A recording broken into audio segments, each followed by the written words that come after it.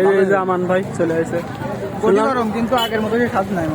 কথা হচ্ছে সেটা না, কথা হচ্ছে না, এই যে নমানি বাজার বলে এই যে অফ পেয়েছে, এই যে বিজ্ঞপ্তি দিয়েছে, তাই আমরা আজকে আছে কয় তারিখ, 21 তারিখ, 22 তারিখ থেকে বলে বন্ধ করে দিবি, তাই আমরা ঘুরে বেড়াতে আসলাম।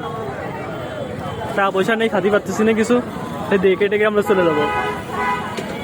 এখন দেখার এটাই যে হচ্ছে এরপর এইগুলো সব কোথায় যায়, বড় বড় অনেকে ইনভেস্ট করেছে তাদের কার্টে, দেখা যাক এখন তারা সব কি করবে না। কারণ প্রশাসনের লোকজন এই জায়গায় বসাইছিল সরকার, মানে শহর ফাঁকা করার জন্য, আর প্রশাসনই আনা। আরে এটাই তো আসছে মেন্টালিটি, যে আসছে হঠাৎ করে সবগুলো এক জায়গায় নিয়ে আসছে, মানে সহজে আইসে যে এক জায়গায় বেচা কেনা বেশি হবে, সবাই চলে আসছে। এখন এই জায়গাতে তাদের খেদাই দেবে যে যার মতো যাক, কিন্তু শহরে যেই বসবে না ওটার আবার খেদাবে না।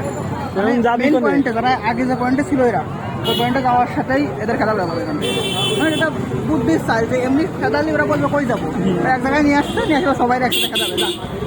তখন যারা যে লাখ লাখ টাকা ইনভেস্ট করেছে, যারা আবার এখান থেকে স্বাবলম্বী হয়েছে, তারা কি করবে এটা কি?